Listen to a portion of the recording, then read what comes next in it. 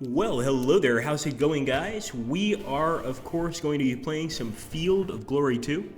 I want to make sure that everything is running the way we want it to.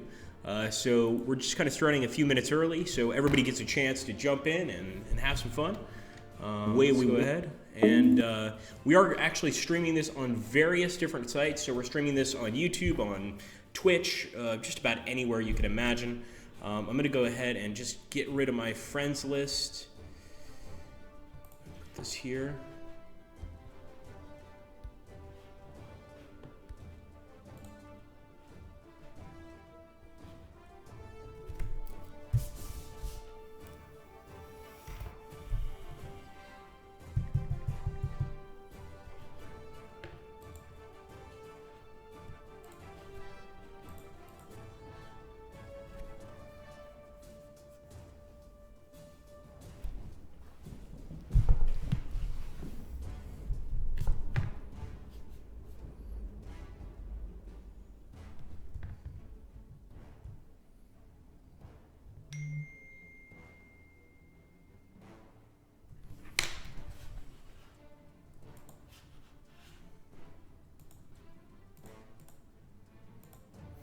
Roger that, Cheeto.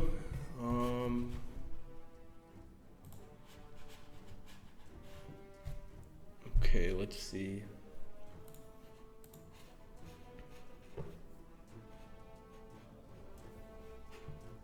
Hey, Larchnedl, how you doing, man? Good morning to you as well. Well, actually, for us, it's afternoon, but I guess it depends where you're at in the world. Okay. Let's see.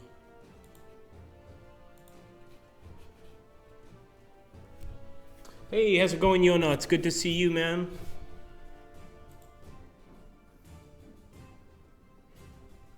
"10 a.m. there in Minnesota. Ah, most beautiful state in the union. I love Minnesota. I'm a Florida native myself and actually lived most of my life in New York, but the few times I've been to Minnesota, absolutely beautiful. Hey, how's it going, Kandra? The salute to Agrippa Danka. Thank you, my friend.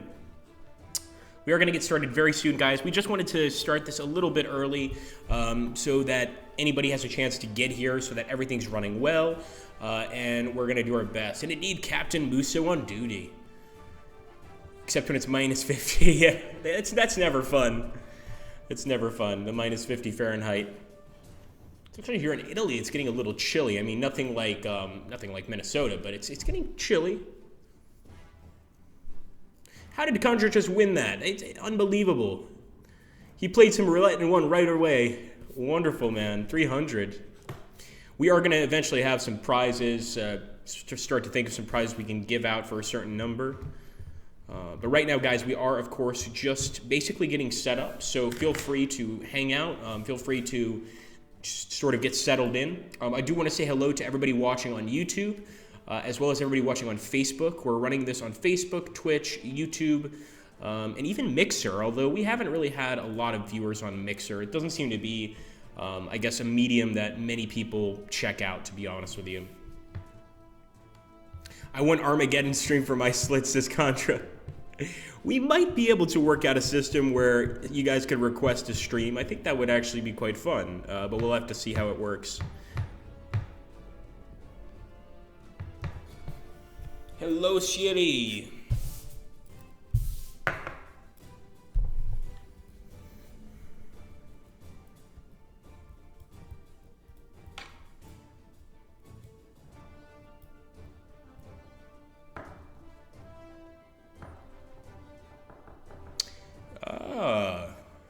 I've been waiting for this stream since this was announced, said Siri. I bet you have, man.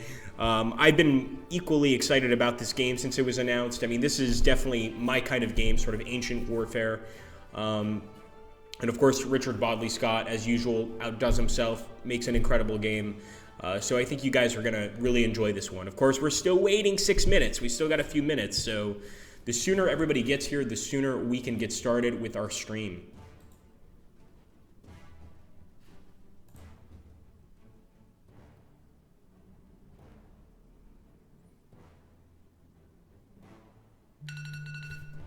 Thank you, phone. So I've got my phone on just to make sure that we're starting at the right time, guys. We'll go ahead and set it one more time. We'll set it for 4:59 our time, European time. So it's right now 4:55. Once 4:59 pops off, we'll go ahead and get started.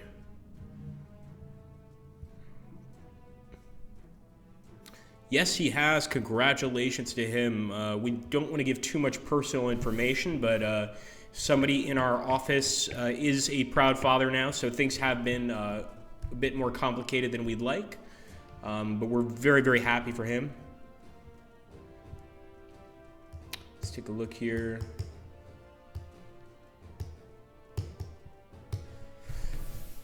Okay.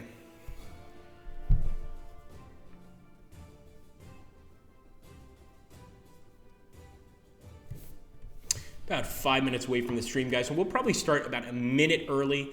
I think you guys deserve to see something at least a minute early. Kandra, that's a different question. So Kandra's asking about Panzer Corps 2.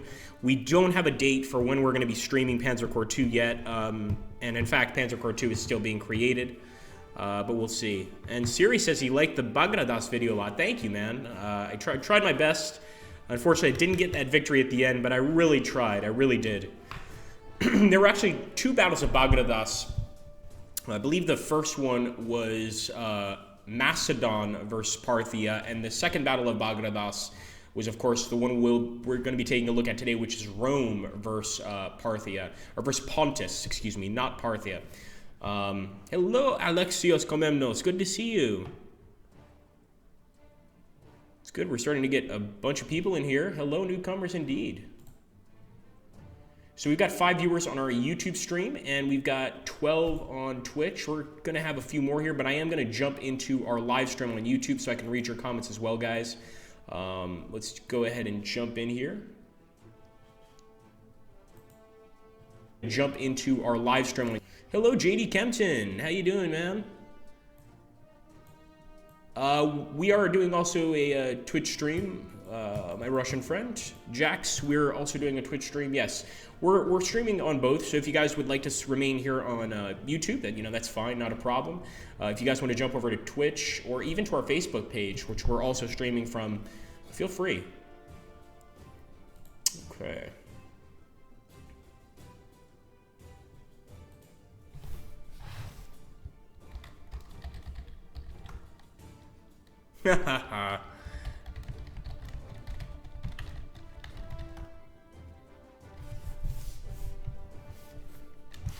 Told you, I warned you guys about gambling, but you guys aren't going to listen. Hey, go for it. Roulette it all away. You had a nice bit, too, Loud Chanel. You had a really nice amount there. I think he had 1,039.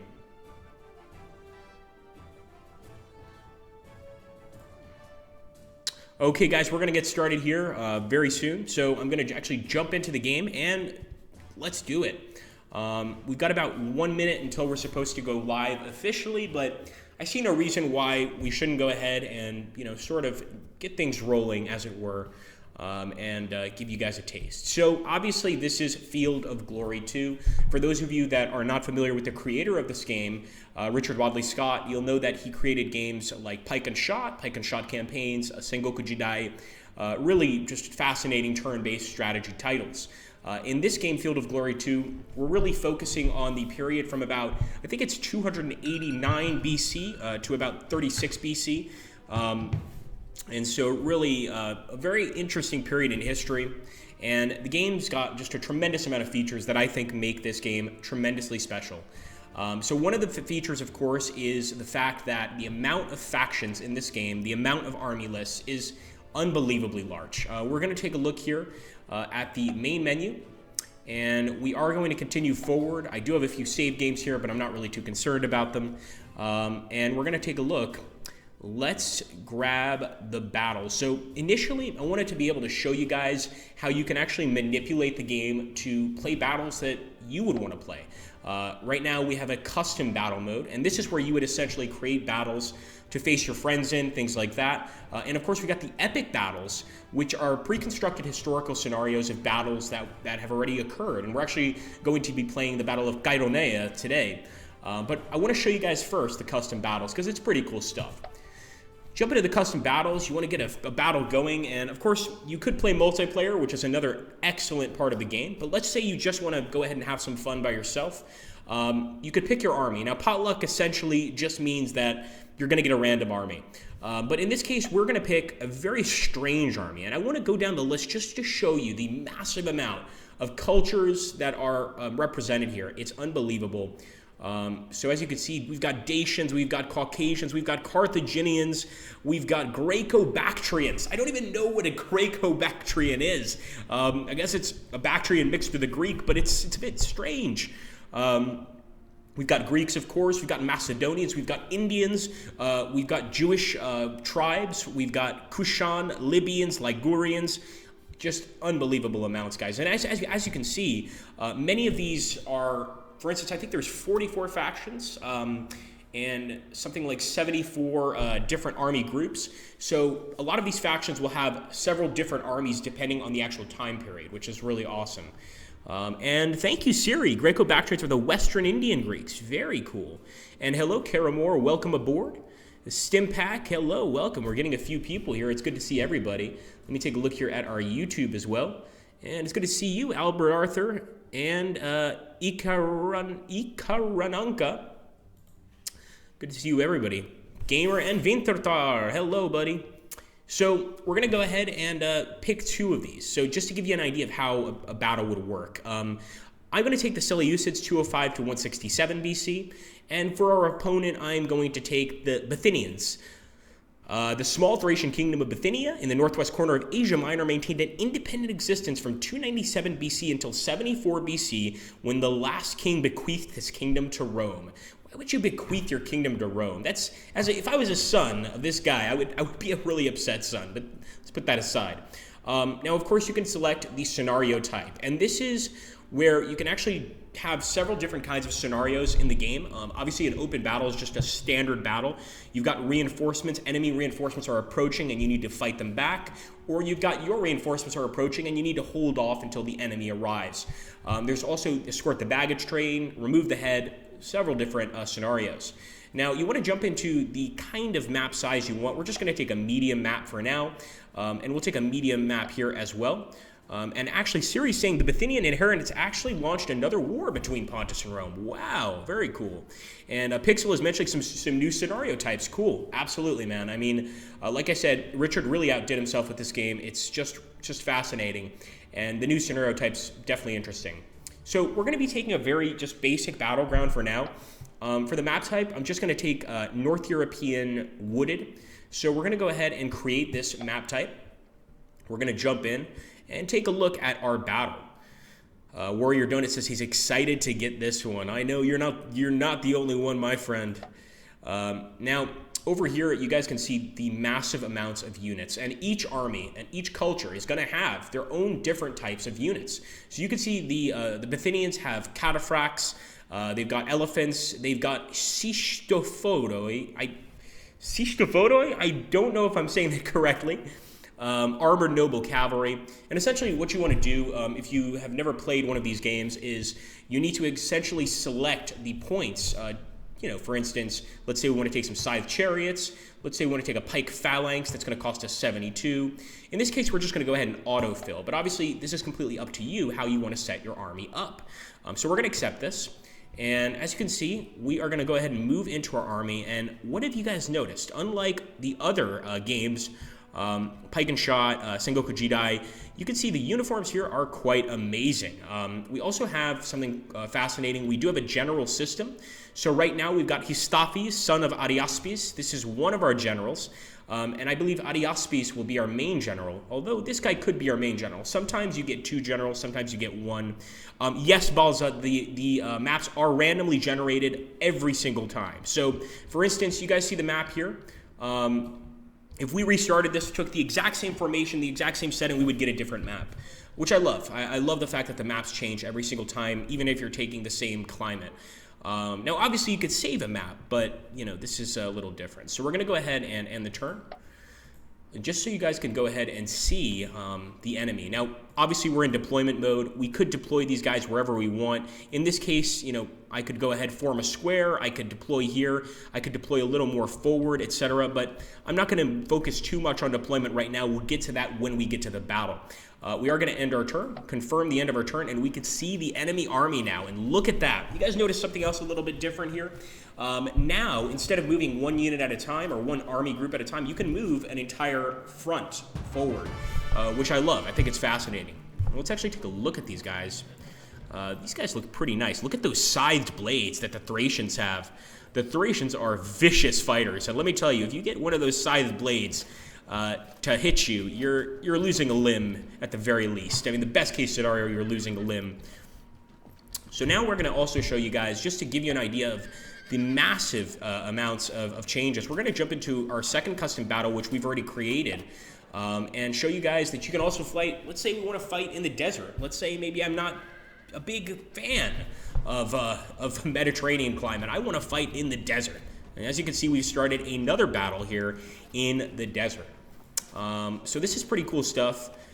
Has this game some kind of campaign, or is it only battles? Absolutely, Sotomontes. We're getting there. We're getting there, my friend. We're getting there. It does have a campaign mode. So we will head to main menu, and we're going to go ahead, and that essentially shows you guys the battles. We do have a campaign mode. We're not going to be playing campaign this time, though. Not today.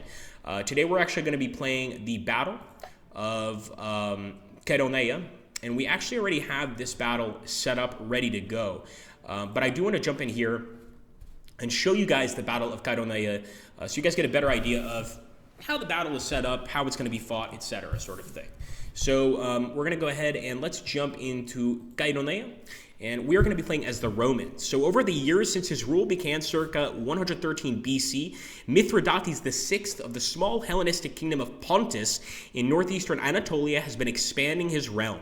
After securing Colchis on the east coast of the Black Sea and the kingdom of the Bosphorus on the north coast, he turned his eyes to the neighboring kingdoms to the west and south of Pontus, Bithynia and Cappadocia. These, however, were client states of the expanding power of Rome. So ultimately, the battle began, and actually the victor of this particular battle was Rome. So I'm playing as the Romans. I have absolutely no reason to lose, but that might happen. Keep that in mind. We're going to go ahead and load up the game we have set up. So I'm actually going to jump into the Stream Epic 1. And basically, guys, we're going to get started. We're going to be playing as the Romans against Pontus, and hopefully we manage to get a victory here. Now, many of you already know the rules associated with this kind of combat, but if you don't, I'm going to go ahead and toggle the briefing to show you guys. Of course, as you can see, the Pontic army is quite different from ours. Very, very different kinds of units. As you can see, they've got a lot of cavalry here. They do also have some Folksmen, and these Bastarnae Folksmen are vicious warriors.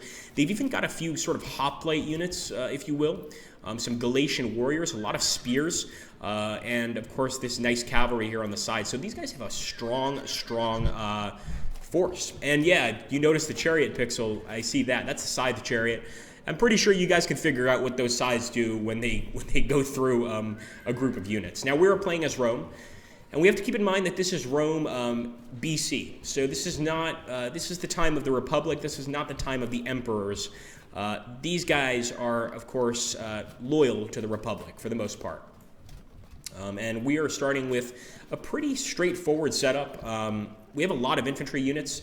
We've got some skirmishers and a few cavalry. I'll be honest with you, the enemy has way more cavalry than we do. So I'm going to try to close those ranks really quickly and just slaughter them. So let's get started. We've already played a few turns here just to get the sides a little bit closer. And we're going to jump in. They cherry on Muso. That was a terrible pun. I've made puns much worse than that, but that was pretty bad. That was on par with Agrippa indeed. You got very close. They cherry on. Shame. Shame, Muso. So guys, we could of course move these single file, and I think especially with... Oh, sorry about that, guys. My goodness. A little explosion here. We are going to move these guys single file, and hopefully go ahead and get these guys in such a position that they can do a tremendous amount of damage to the enemy. Now, the thing about these guys, the light javelin men, is that they really have to be one tile away from the enemy to inflict some damage. We're going to move these guys forward, but eventually we'll show you guys how to move everybody as a group, which is, of course, possible. The reason we're not doing it right now is we've already made some moves before the start of this turn. So I'm really just going to set my guys up. And some of you may think it might not even be a good idea to put all of these auxiliary troops right there on the front lines, but I've got an idea. So let's hope my idea works, because if it doesn't, we're going to get crushed. Here we go.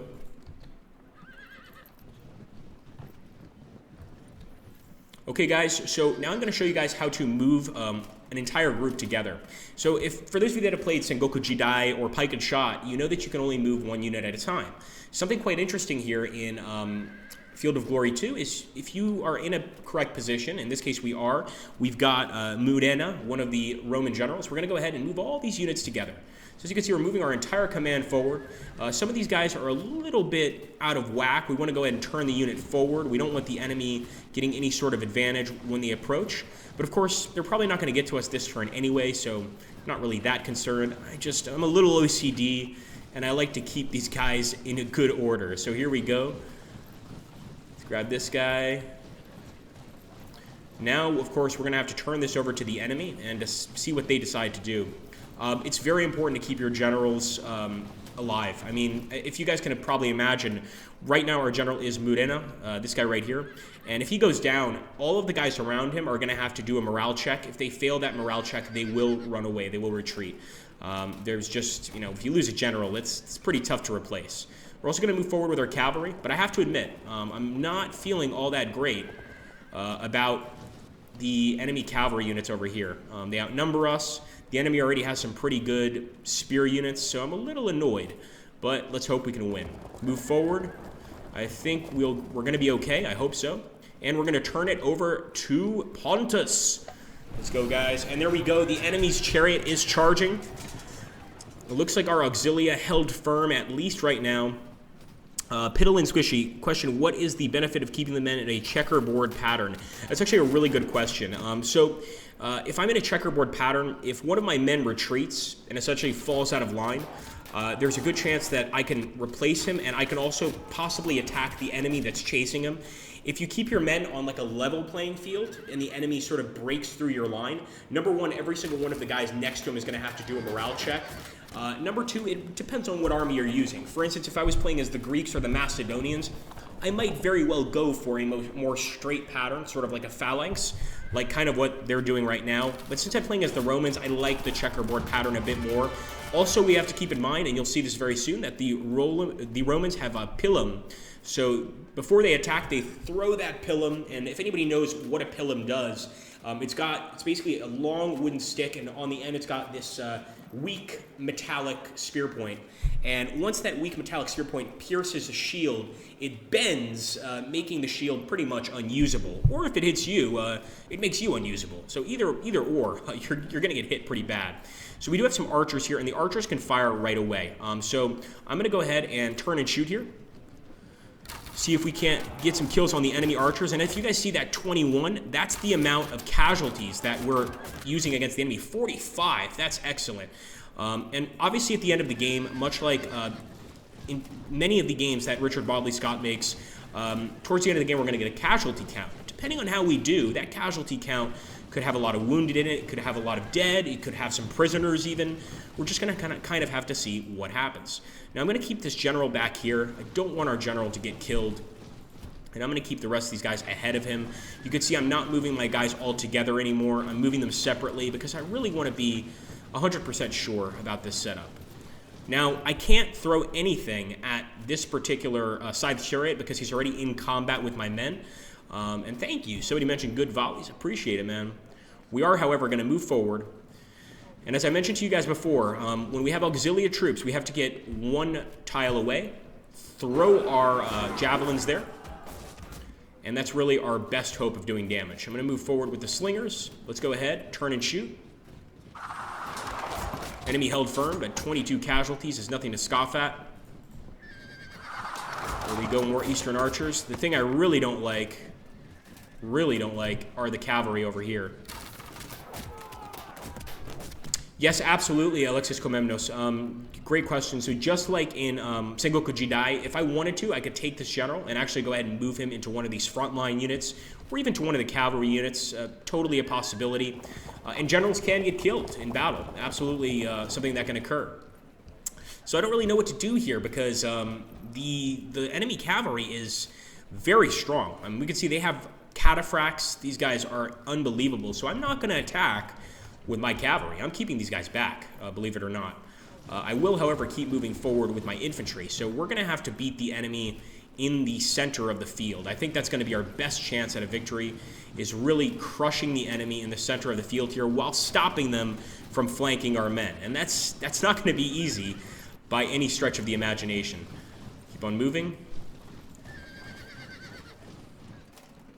That's a good question, Piddle and Squishy. So it is quite similar. There are similarities to both Sengoku Jidai and Pike and Shot.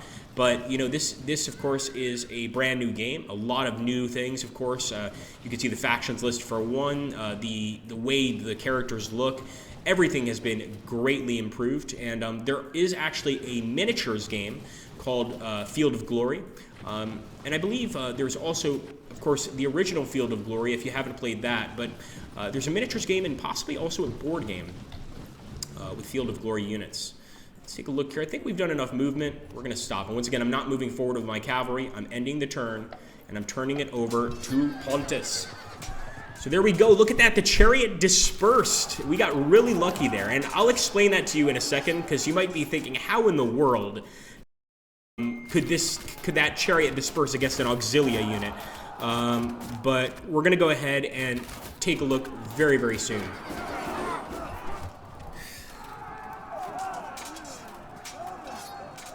Let's take a look here. Absolutely, yes. Thank you, Alexis. So Alexis is letting us know that the Pike and Shot and Sengoku Jidai were both based on the Field of Glory Renaissance tabletop rules. Absolutely awesome. And I've actually learned something, because I didn't know that. I was under the impression that, I know that there's a Pike and Shot miniatures game, but I'm not sure if it's related to our Pike and Shot at all. But very, very cool indeed. Let's take a look here. Wow, so massive movement here by the enemy army. I have to say, I'm getting a little bit nervous. These guys, if you take a look at these hoplites, they're looking vicious and certainly looking dangerous, to say the least. I want to see what we are going to do about this, but I hope we know exactly what we're doing. Let's take a look.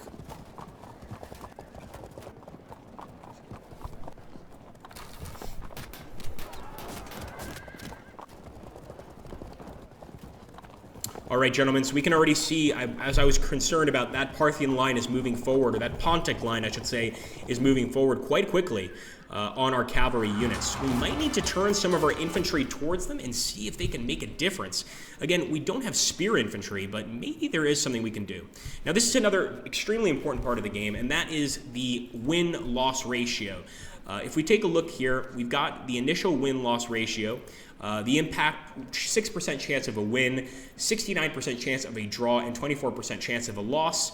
And that's just impact. So that's the initial hit. Afterwards, melee would, of course, be the fighting every turn preceding that.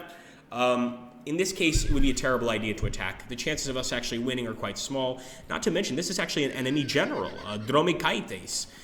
So this is a guy that we've got to have some mutual respect for.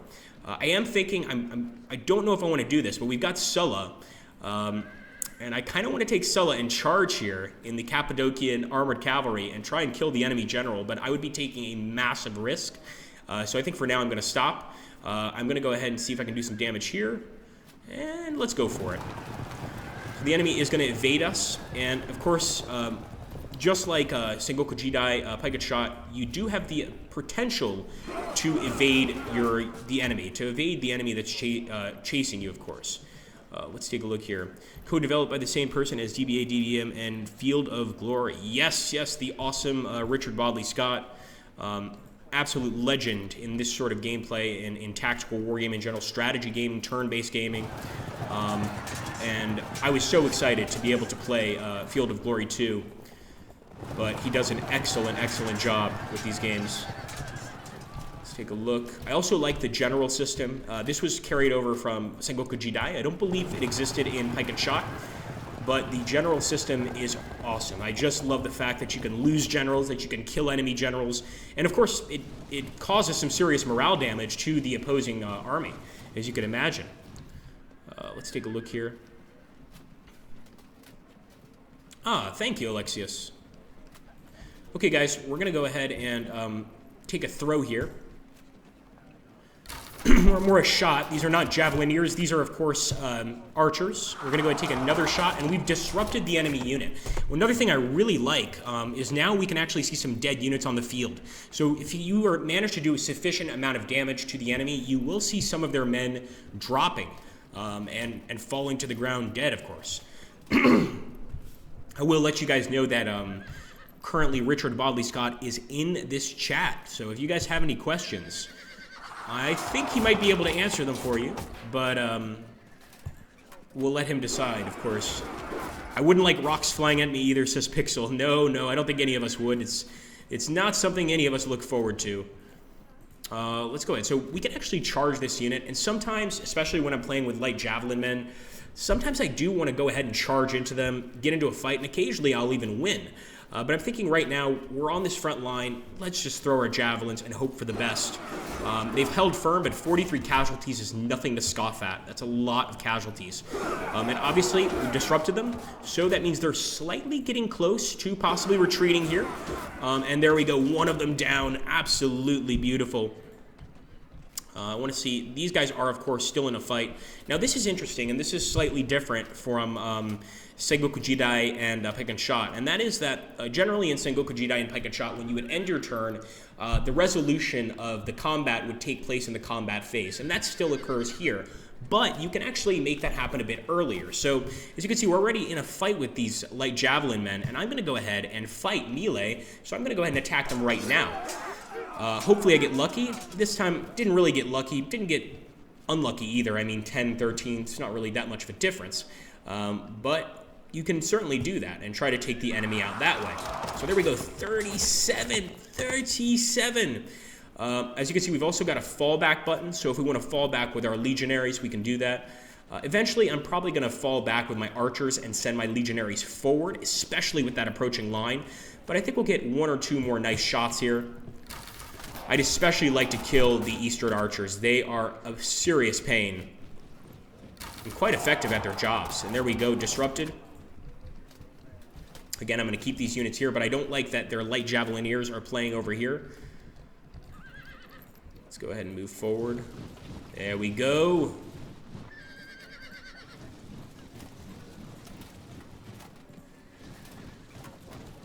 And let's see.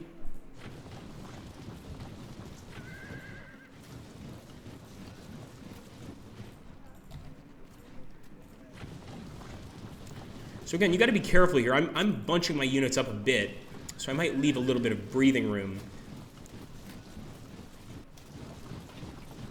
But as you can see, I'm turning some of my guys in, hoping to get a lucky attack. And let's see. Pixel says, both Pike and Shot Campaign and Sengoku Jidai are on sale at the Humble Store. That's right. Thank you, Pixel.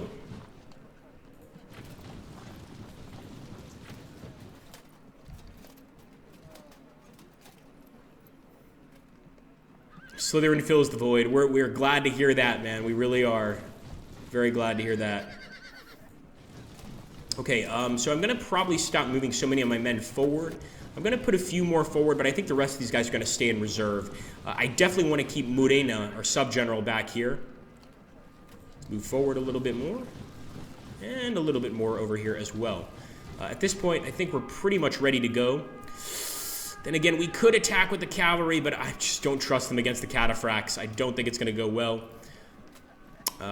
We'll end the turn. Okay, guys, here we go.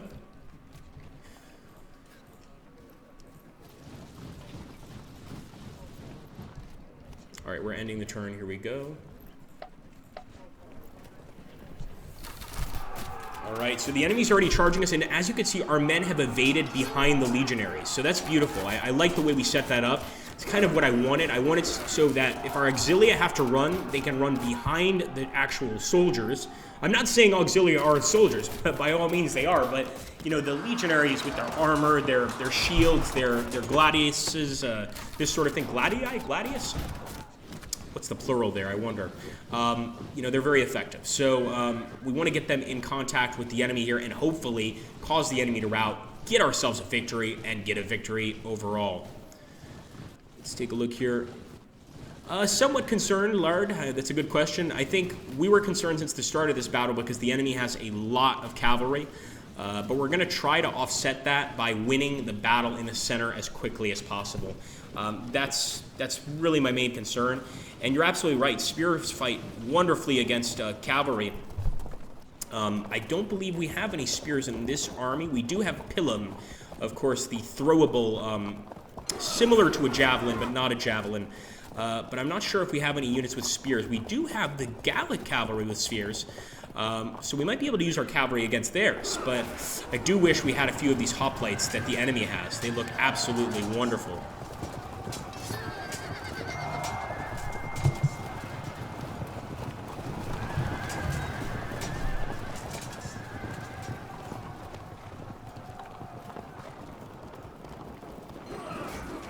Okay, so we're getting a ton of enemies attacking us here, and I was worried about this. I'm hoping that our cavalry can hold. That's my greatest hope is they can hold. We'll take a look here. So another thing, guys, is just the map itself. The map is beautiful. As you guys know, now this is a historical battle, so I do believe the map stays the same. Richard Bodley Scott might be able to correct me on that. However, if you're playing a skirmish battle, and let's say I take Mediterranean or something like that, the map's going to change each and every time. And really, there are maps that have a lot of hills, maps that have a lot of forest. We even have tropical style maps with jungles, things like this. This particular map, as you guys can see, is much more, how can I put it, much more temperate. It's a flat surface, so, you know, it's an easy place to join battle and to try and kill as many of the enemy as possible. Now, we are already up here on the enemy, and actually, I think I want to charge on the Galatian warriors. I'm going to go ahead and get started. So already, our Roman legionaries, and watch this, they're going to throw their pilum. 58! That was a massive, massive throw. 58 enemies down. In fact, I don't think I've ever gotten that nice of a throw with pilum. That's awesome.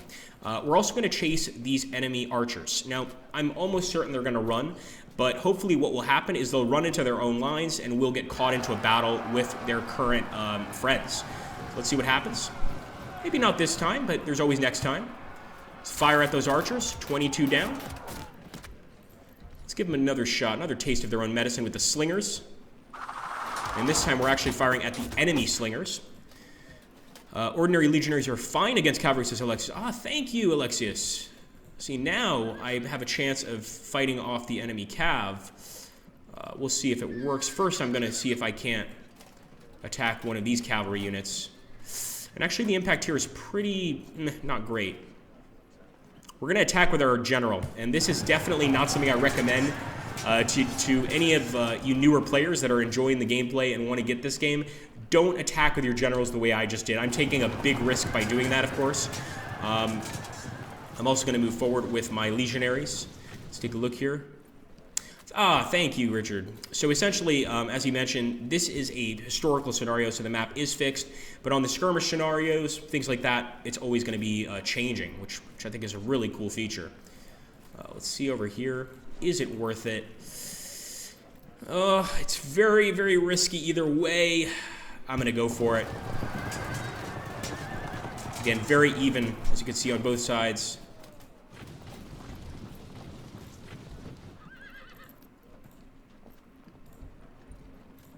And as you can see, our auxilia are still fighting, and we're actually doing slightly better than them, so I'm going to see if we can't break through the enemy lines here. Now there, we want to be a little more careful, but we can finally start charging in over here. So I'm going to take our legionaries, and it looks like we might start having to fight with the pike phalanx. I certainly would like to destroy the pike phalanx here, but I want to see just how well we'll do against them. It looks like with our impact, we'll actually do really well.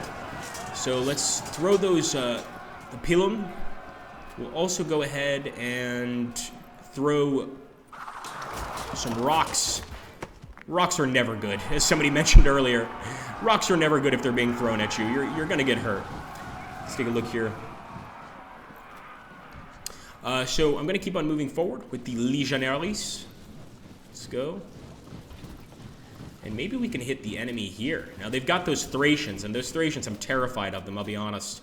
The Thracians are really good in battle, and I mean really good.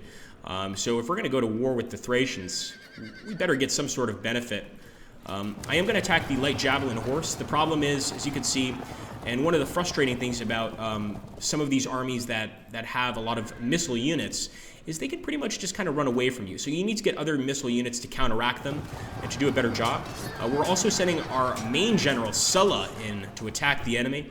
Let's see if we can't get a nice attack here. And I'll also keep on moving forward with the mighty Legionaries. So Richard says, fortunately, the Romans in this period were hiring Gallic and German cavalry rather than trying to use their own, which wasn't as effective. It makes sense. Absolutely. And we can see that here, as Richard is mentioning. You can see that our Germanic Gallic cavalry, they actually have some spears, which is quite useful against the enemy cavalry. So that definitely makes sense that they would be a bit more effective and probably better trained in the horse in general. Let's go ahead and fire at these Bastarnae Volksmen. I like to call them bastard Volksmen because they are tough, really tough. As you can see, guys, the zoom capabilities of the game are also excellent. We can zoom out all the way if we want. You want to get like a really, over-the-top view like this and just show a friend, you could do that. We could also zoom in quite a bit. We can increase the speed of zoom. We can increase the speed of everything else. In fact, right now we're going to increase the speed of our zoom just a little bit. I'm going to go ahead and put it up to 75%. And this will make zooming a bit easier. And we're going to end the turn and turn it over to these Pontic dogs.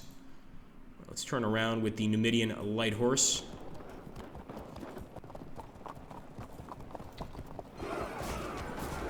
Not very effective. 1 damage.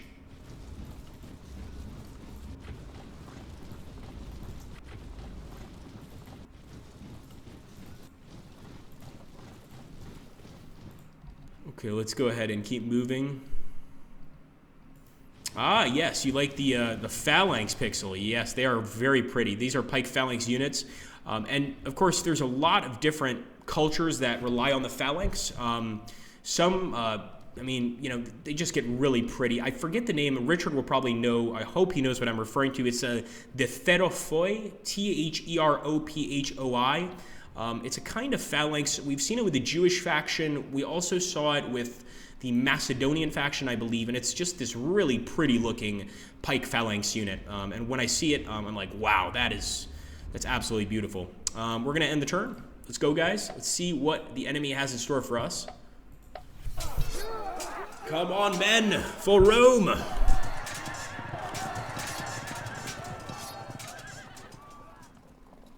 Okay, so we're already fighting, and there we go. We've got some enemies retreating, but we've got to be very clear here. Retreating is not the same as being broken. These units are not broken; they're just pulling back. If they were broken, that would obviously add to our overall score, which would do very, very well. Thank you, Gamer. Gamer says the graphics are great. I totally agree. And right there, we actually got hit hard. 64 damage. The enemy's attacking us in the flanks. So that's why we have to win in the center quickly or we don't stand a chance of victory. Look at all of these Pontians moving in. They're definitely trying to trap our units here.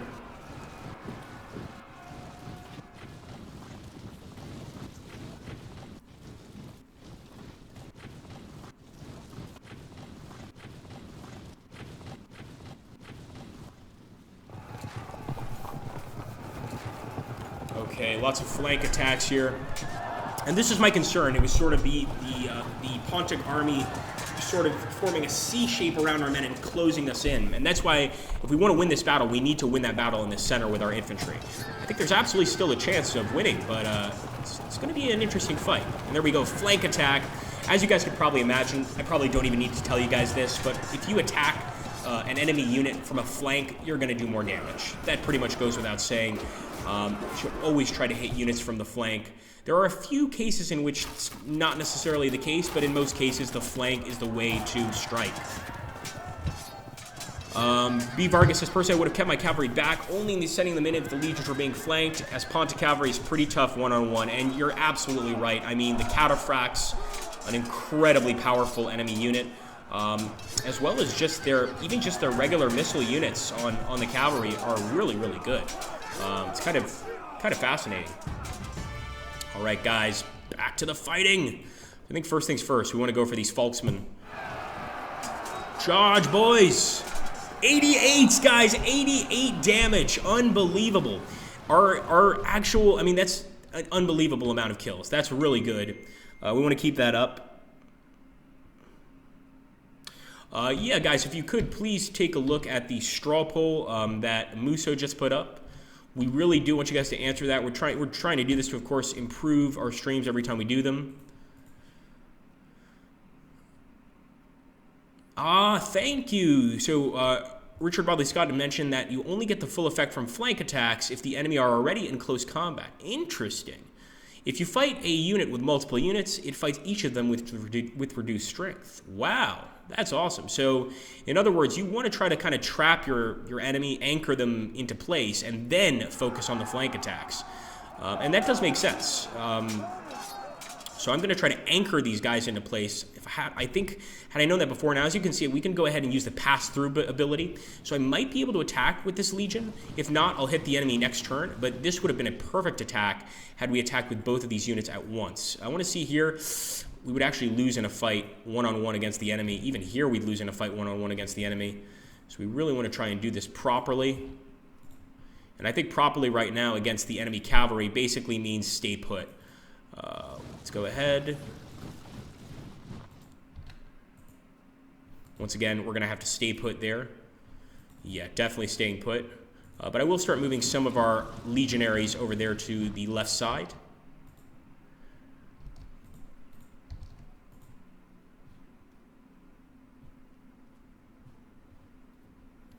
There's no point in continuing to chase these guys, so I'll go ahead and turn this way and start aiming at this cavalry. And let's go ahead and see if we can't start attacking. Let's go ahead. Quite a lot of damage we could do against the Thracians. 22-24. I'm going to move my German Gallic cavalry over here. And what else can we do? What else can we do? All right, we're going to move the slingers back. Charge, men! 33-25, not bad at all. We could use this unit, and look at that, guys, the impact win, 94% chance of a win. So now that we're really putting this unit under pressure, this phalanx could break apart. Here we go. 76, enemy is fragmented.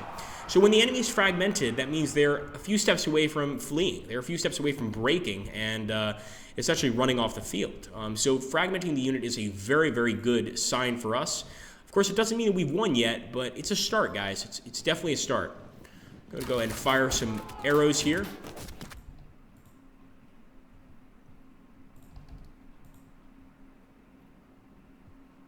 Let's move these guys forward. I'm actually going to move these fellows back just to get our legions a bit closer. And I'm going to turn them towards the phalanx. And why not? We'll go ahead and throw some pilum there or some javelins actually at the phalanx. And we could actually charge the enemy right here with our legionaries. Oh yes, held firm, but I believe they're slowly but surely going to be breaking down. And we're going to actually be able to attack them over here on this side too. Remember, I told you guys, we've got to win the fight in the middle if we want to win this battle. There's no doubt about that.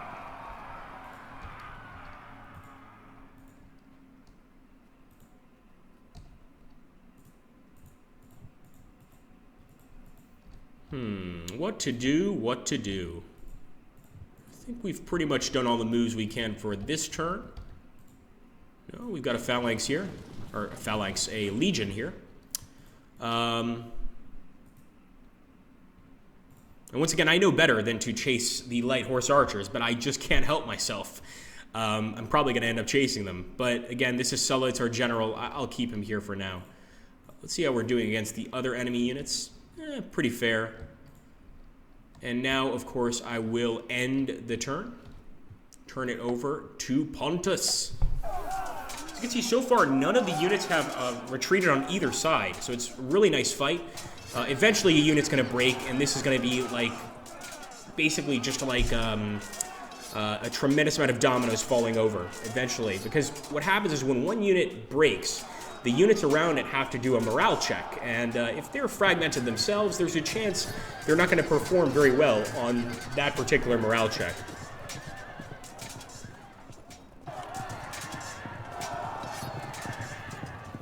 Great way to start out. It's a good way to put it, Large Snail. Great way to start work indeed.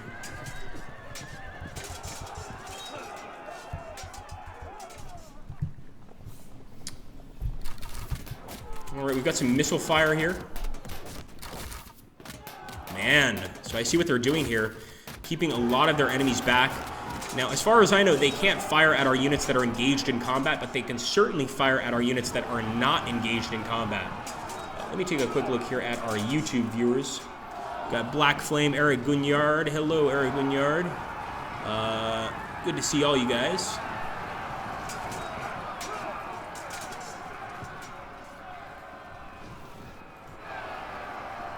Oh, wow, look at that.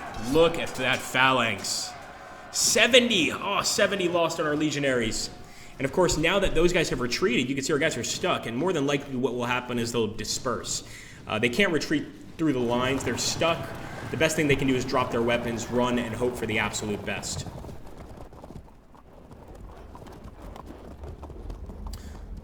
Yes, Vargas is absolutely right. If they route through friendly units, it could cause some disruption for sure.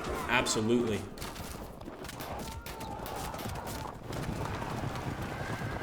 Flank attack by the enemy, and as Richard Bodley Scott had mentioned, that flank attack is going to be a lot more successful because we're already engaged in close combat with another enemy unit. So we're focused ahead, and we're being attacked from the side. You know, we're going to take some nasty hits without a doubt.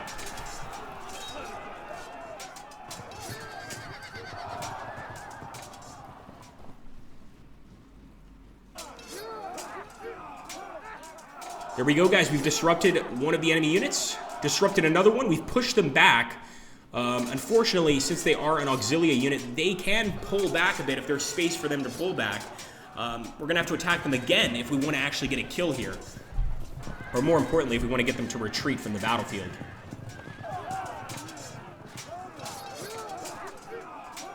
.33, and the enemy unit has broken, guys. Beautiful.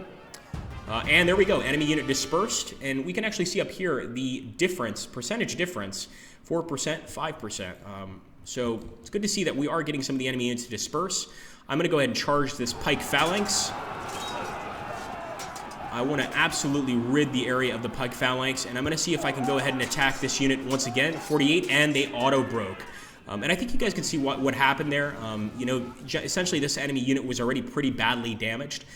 Some of his friends held firm, but they did have to undergo a morale check to make sure that they were going to be able to remain alive or remain standing throughout this fight. I'm also going to charge this unit, the light javelinmen. 31, they held firm. I've got to give it to these guys. They're pretty tough. Now, the impact here would be 31% chance of a win, but once we get into melee, you can see that the phalanx would actually do much better than us. So this is a tough situation. Let's see. Let's go for the Thude Foroi. And these are the guys I was talking about. So let's get a close look here. Look at the way those Thude Foroi look. They're just beautiful. I love the way they look. I love the capes. The helmets, just really cool.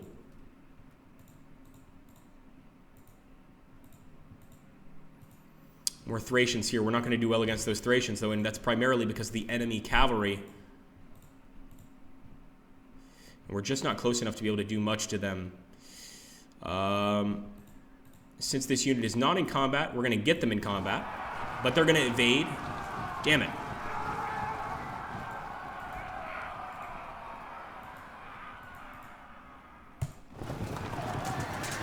All right, we're charging with General Sulla at this point.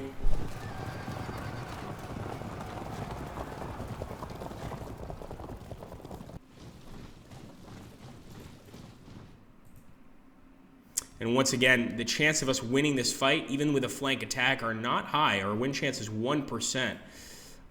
So I'm trying to decide what I want to do here with my cavalry. I think I'm going to get behind the enemy.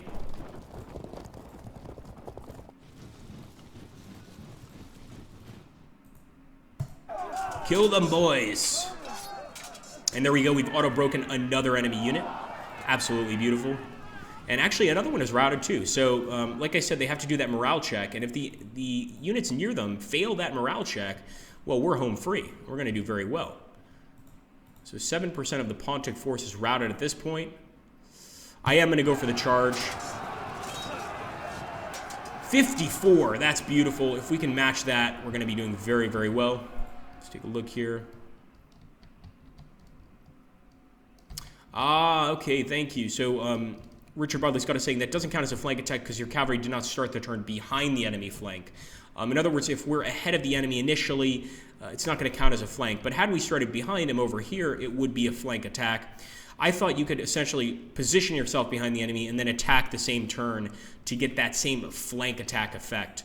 So we're in a little bit of a bind, to say the least. We definitely want to find a way to improve our odds. Let's go ahead and move forward. We do have a lot of these javelin units, but they're not really something we want to use at the current moment. We want to basically be focusing over here. And look at this. As Richard Bodley Scott mentioned, it looks like actually our impact against the armored cavalry is going to be pretty good with our Roman legionaries. Now, they are going to try to evade, but they're not going to be able to run away, and we're going to slam into them. Pretty even, actually, odds right there. I was hoping for a slightly better attack, but still good. And we're definitely not going to attack head-on into the cataphracts. But we might be able to do a pretty good bit of damage here. Let's move forward. Roman legionaries. Move forward with these Roman legionaries. And let's get a shot with our archers on the Armenian cataphracts. 19. Oh, beautiful.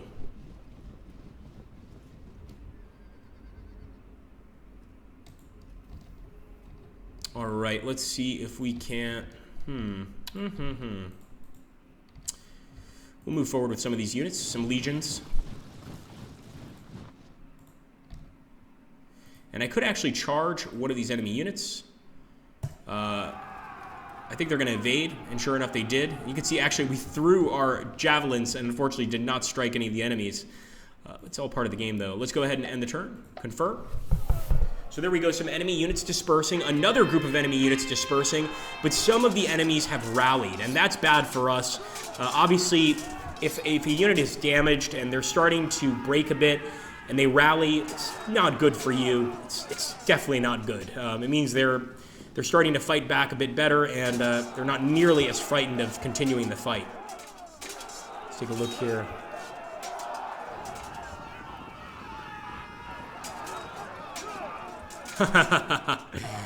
I liked Richard Bodley Scott's point there. And yes, this is just early access to beta, guys, so keep that in mind. I mean, this is awesome as is, but things are going to get even better. So do keep that in mind, that this is a beta version of the game. There we go. The enemy's moving forward, man. They are getting rough here. 7% to 7%. I'm amazed that our men are still holding out, even with the massive flanking potential here of the enemy. And actually, we held firm very well against the enemy phalanx there. 63 of the enemy killed or wounded. But here we go. They're sending in those Thracians. Actually, these are Bastarnae, not Thracians. Just as dangerous, though. And unit dispersed.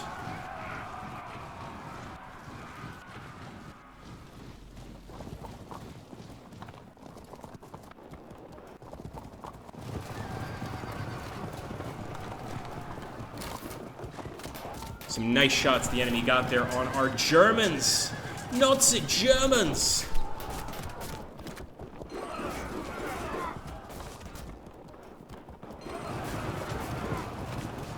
Take a look here at our YouTube viewers as well. Hethwell says, looking very good. Glad to hear it, man. I'm glad you're enjoying it.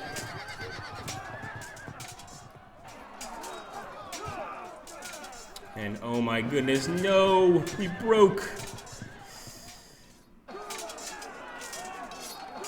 Come on, men. There we go, we've disrupted one of the phalanx units.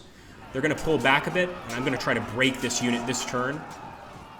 Looks like we fragmented another unit. If we can keep fragmenting units here, guys, we can win this battle for sure.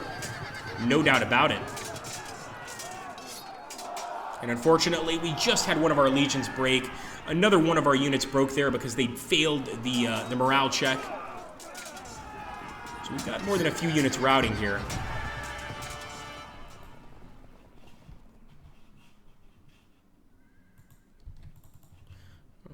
Let's get back to the battle.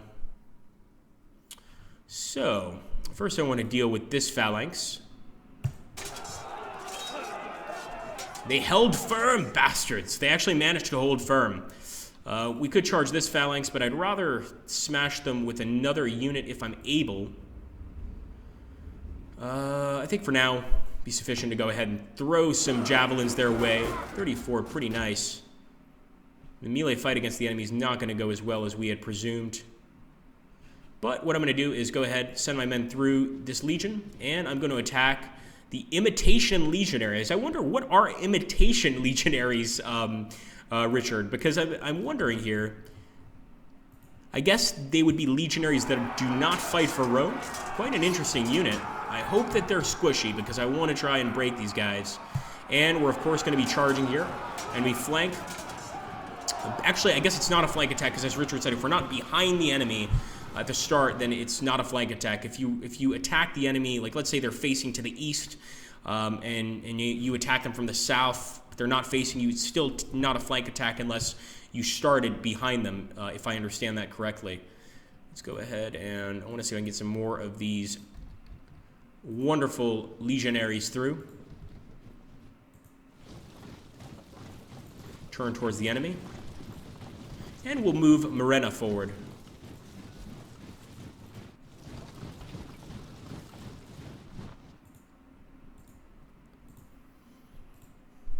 You see, I'm always looking at the chances of victory here. So if you're taking a look there where it says win percentage 1, lose percentage 51%, you've got to be very aware of all these things. Because if I attack one of these units and I don't have a good win percentage, I'm going to be crushed, just crushed. We are, however, going to attack the Todefodai. So Richard is saying, and there we go, guys. Look at that massive, that was awesome. We could have gotten a lot of routes there. Sadly, it didn't happen, but really nice dispersal there. So Richard is saying that they were Mithridates' attempt to copy Roman troops by using Roman exiles to train his troops. That is awesome. That is very cool. I think we're going to attack the Galatian warriors. Pretty decent attack.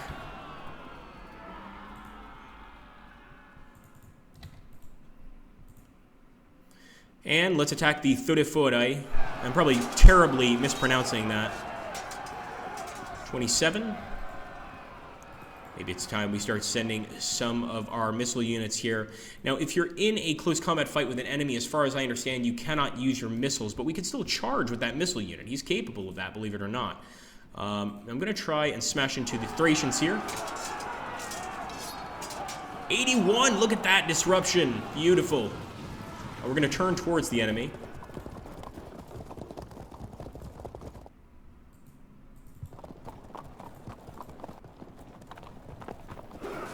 Get them, boys. I know if I charge, he's just going to run out of the way, but I can't help myself. Here's what I'll do. Get over here and try to flank the enemy next turn. And I think we're going to have to wait on these guys. We'll turn towards them, though. We'll get prepared for the attack.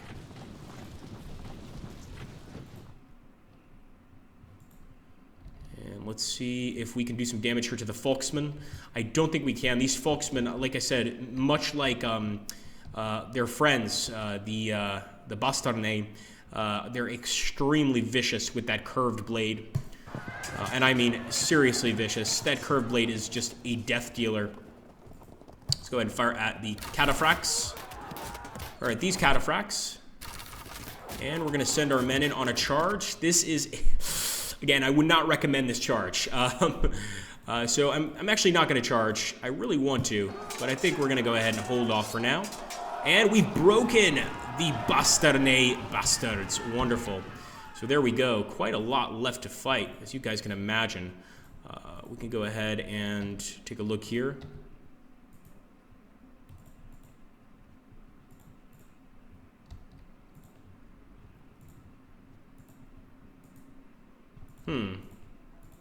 Yep, I think that's pretty much it. We're going to end the turn. I could do a few other moves, but I'm going to try to play it somewhat safe and end the turn here. And guys, please do answer Muso's questionnaire, the straw poll. We really appreciate it, guys.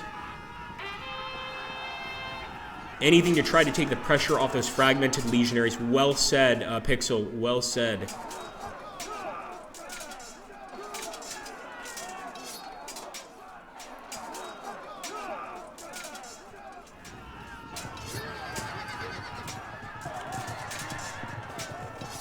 Oh, we had a dispersal on our legionaries. No. Varus, where are my legions? Too early for that. Too early. Come on. So, of course, this is the time before. This is the time of the Republic before the emperors were far, far removed from Varus. But I still get that feeling when I start losing at the Romans. Give me back my legions, Varus. Where are your gods now, Agrippa? Well said. Well said indeed. 88. Oh my goodness. So there's a lot of damage on both sides. And once again, I think something that that Richard did here with this game that I love. I'm not sure how you guys feel about this, but I'd love some feedback. And that is, I love seeing bodies on the field. That to me adds such a level of realism. Being able to see, you know, a legionary dead next to a Bastardi Volksman.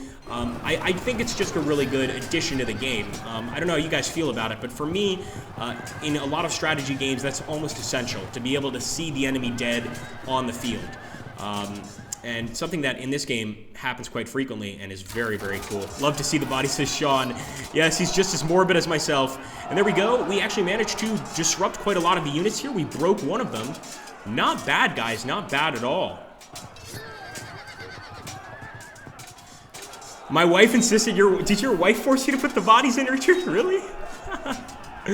That's awesome. She's very, very intelligent woman in that case. I love it. I think it's really cool. Let's see.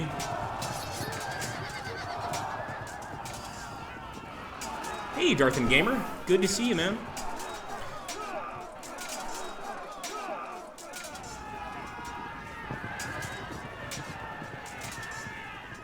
Yeah, they're essential. I mean, it adds such a level of realism to the game. And you could see here, I mean, we've got some of the enemy dead. We've got some of our dead. I like the way they go down. You know, face first, or, you know, on their back, obviously. These guys are wearing armor. You can imagine when you get smashed or killed wearing armor, you're going to fall with the heaviest piece of equipment first. Going down face first makes sense, absolutely. I am going to try and attack the Galatian warriors here. Let's see how we do. 64, come on, give me that. We fragmented them, not bad. We could have done better, but not bad. We're going to attack the cataphracts. And I'm going to charge with the Roman legionaries. Okay, so we can't charge this unit right now. What we could do... No? What about these guys? Now, if you guys saw there was actually terrible odds on my end. 2% chance of a win. And occasionally, there's nothing wrong with taking odds, you know, but don't take 1% odds. Don't be like Agrippa. Don't be like me. I really take a lot of risks when playing this game. Sometimes risks I shouldn't. Occasionally they pay off, but 9 times out of 10 they don't. You know, if you've got a 4 or 5% chance to win and a 40% chance to lose, you really want to think hard before you make that decision. I am going to go ahead and throw some shots here at the Theutophori. And, oh yes, nice amount of damage there on these guys. Let's fire again. Some slingers. And I'm going to see if we can charge into this unit here. Come on, boys. 22. For Rome. 70 down, fragmented the enemy unit. We could potentially get a retreat here. 24, come on, guys. You can do this. Unfortunately, we're not close enough to carry out an attack on the Bastardi Volksman, but they're definitely one of our main targets. Okay, let's see.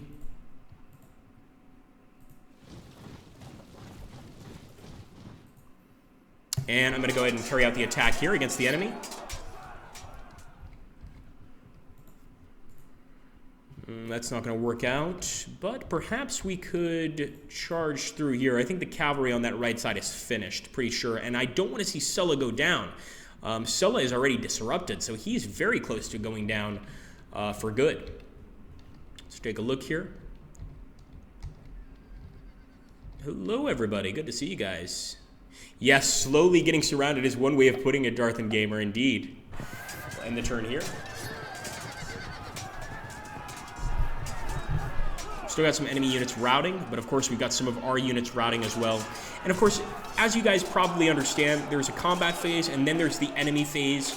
Then there's another combat phase at the end of the enemy turn, and then it's our turn. So throughout all this, you know, there are many chances for a disruption, for a breakthrough. You never know when it's going to happen. Let's take a look here. Yes, Richard understands exactly what I'm going for. At this point, the best way I could explain it is I'm sort of trying to just break through like this. I'm not really too concerned about the enemy cavalry on either flank. I'm just trying to break through. I feel that my infantry is somewhat superior to theirs. Maybe that's a bit naive on my part.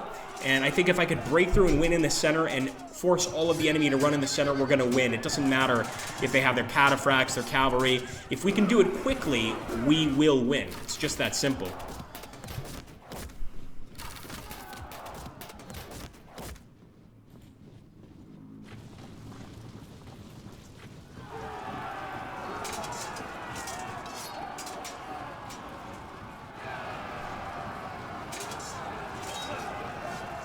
Come on, boys. Cable Next says, I played all the games, Warhammer Sanctus, Pike, Sengoku, and Hell. The engine is getting better and better. But the Mini-Man needs some improvement, or add a tactical map so you can use the map to find units. I mean, I have no issue, really, finding units on this map. I guess you're talking about, like, maybe some geography on the map itself over here in the lower right corner. But, you know, I can see things just fine. Obviously, the red representing us, the blue representing the Pontons. Pontians? Is it Pontons or Pontians? What's the plural here? Someone help me. Here we go. Quite a lot. And there we go. So we have managed to push back some of the enemy troops, the Thodophori. We're still continuing the fight, but it's getting more and more close. And my goodness, guys, I mean, I gotta say this. I don't think we've ever done this on the stream. I'm loving this game so much. I didn't even realize we're actually 2 minutes over. Thank you, guys. Pontix. Wonderful. We're actually 2 minutes over what we usually stream. You know, typically we do about 40 minutes, 45-minute streams. We've been streaming for 1 hour and 5 minutes already. And I'm not giving up yet. I'm going to play a few more turns, so bear with me. I don't know if we're going to be able to finish the entire battle. No matter what happens, I'm going to show you guys the casualties at the end of the battle so you get an idea of how that's played. But I am just loving the game, and it hasn't even felt like 1 hour and 5 minutes. It feels like 15 or 20 minutes, but it's just so damn fun. Pontix, the Pontix. All right, here we go.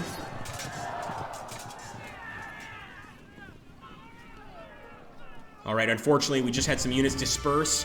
The enemy had some phalanx disperse as well, and now we're actually tied at 15%. So that's really cool. We're tied with the enemy. I am going to charge, and I expect them to evade. I want to see if we can get this unit to attack the enemy. 100% chance of a win. 81 damage, and the enemy is broken. There we go. They're going to have to pass a lot of these checks, a lot of these morale checks, if they want to remain in the fight. But at the same time, we have to be careful. They're not dead yet, not by a long shot. Come on, men. 67, another enemy unit broken, men. Another enemy unit broken. Look at this. Disruptions all over the place. Fragmentations all over the place. We maybe are on the road to victory. Maybe. 18%. Come on, men. For Rome and for the Republic. Broken unit again. Oh, has Agrippa's plan worked? Maybe it has, guys. Maybe it has. Probably shouldn't count my eggs before they hatch, but I'm feeling pretty confident. And here we go. 31%.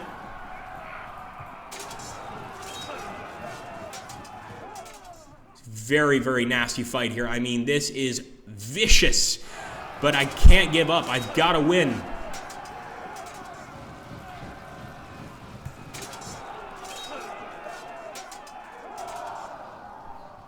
Here we go. We've disrupted the fake legionaries. They're imitation legionaries. They're not fake legionaries. Here we go. 58. Enemy held firm. I must admit, those Bastarnate Falksmen are brave, brave, brave. But their bravery is not going to save their lives. Let's keep attacking, boys and girls. 85% chance of a victory here. And the enemy's broken. They're routing. And look at that. We fragmented some more units. Pontus, the Pontics, or Pontus, is at the Pontics. Pontus being the region, are really retreating in big numbers. So let's see. Let's see if we can actually get a win here. Day one bye for me, says Dual Co-Red. Glad to hear it, man. Glad to hear it. I'm actually going to flank the enemy, even though they're running, just to scare them even more. Cause as much chaos in the enemy lines as possible. I think that's our best bet for a win here. I mean, we still can't forget that the enemy does have a tremendous amount of cavalry units. And those cavalry units, they definitely make a difference. So while I believe in our men, we've got to be aware of these things. Can actually charge these guys, and that's what I'm going to do. They're going to evade. Cowards. Cowards, the lot of you. All right. Let's see.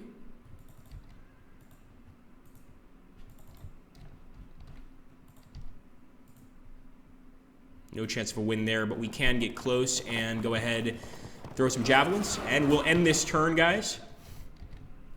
I think this will be our last turn, and then we'll go ahead. We're going to save the game because if you guys want us to put this on the channel or on future streams and maybe go ahead and finish this battle up, we can absolutely do that. Pixel is right. Sulla is in serious trouble. Of course, this is not Lucius Cornelius Sulla. This is a different Sulla. I'm pretty sure it's a different Sulla. 86 BC? Well, wait a minute. Maybe not. I don't know. Let's take a look here. Flank him if you got him, says Laird Shendo. Indeed. It's a good way of putting it. Come on, men. Pixel saying he would love to see the rest of this fight. Ah, it is the man. So this is Lucius Cornelius Sulla. Wow. Thank you, Richard Bodley Scott. I was thinking about that. I was like, 86 BC. I was like, wait, it could be Sulla. Fascinating. So for those of you that aren't aware, and unfortunately we just had a few of our guys dispersed. Oh, and our general fell. Sulla fell. Well, at least we've saved Rome from a dictator. Maybe this is a good thing, right, guys? So Sulla was the dictator of Rome.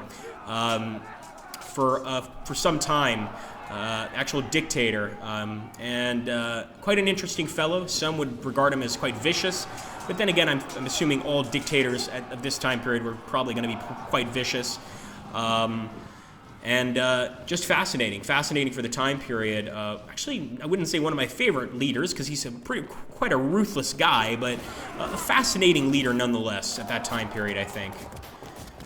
So do beta testers get the download when the game comes out? Pretty sure.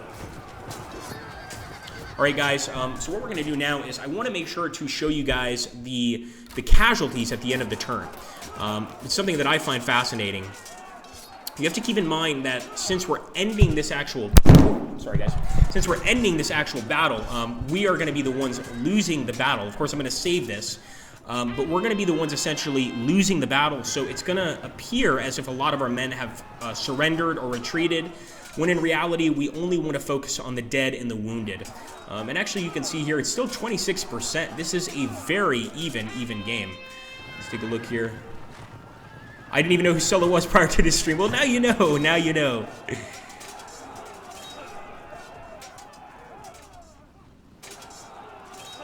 Yeah, B. Vargas has it. I like the way B. Vargas put it. I would say he was much more vicious than Caesar. Well, it depends who you are. If you're a Gaul, I think Caesar was probably much more vicious. If you're a Roman, I would say Sulla was a bit more vicious. And I don't think he liked the Marians. I don't think he liked Caesar's family. I could be wrong on that. but he wasn't a fan. Let's put it that way. So guys, what we're going to do here, I'm going to save. I want to make sure that we save this and don't forget it. And I am just having so much fun here. I got to thank Richard Bodley Scott for making an amazing game. I'm just going to call this Carthage, Pontus, Rome, Sulla. This way I won't forget. I want to thank you for making an awesome, awesome game. I want to thank everybody for showing up to the stream. If Muso is still here with us, please do drop our channels down below. Muso, we'd appreciate it. Matrix Games and, of course, Slytherin Games.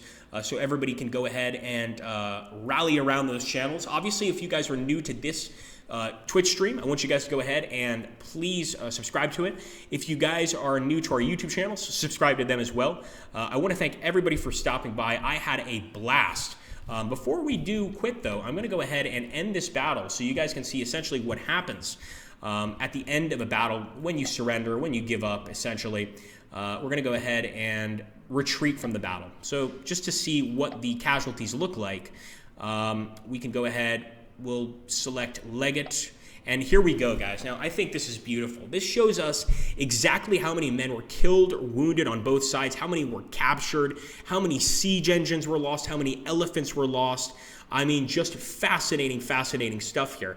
And when you're actually seeing this stuff, you know, it brings to me an entirely new perspective on this kind of a conflict. It really does. I mean, you have to imagine in most wars, there's going to be more wounded than dead. It's just the way it is. But I'm sure that a lot of these wounded, you can imagine that wounds during this time period must have been horrific. Number one, if you don't treat them properly, they're going to fester and rot. And number two, just imagine having an open wound from a gladius during this time period. I don't think you'd be in a very safe place. Let's take a look here. Absolutely. Okay, guys. Well, there we go. So those are our final losses. I want to thank everybody once again. Thanks for stopping by. We're going to have a lot more on this game in the future. No doubt about it. I'm loving it, and we went way over our time. But you know, I could almost play another hour. It's that fun. It's just really awesome stuff here. Take care, my friends. I hope you guys have an awesome, awesome day.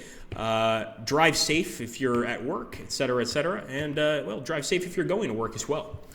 Thank you guys. Take care. And of course, glory to Rome.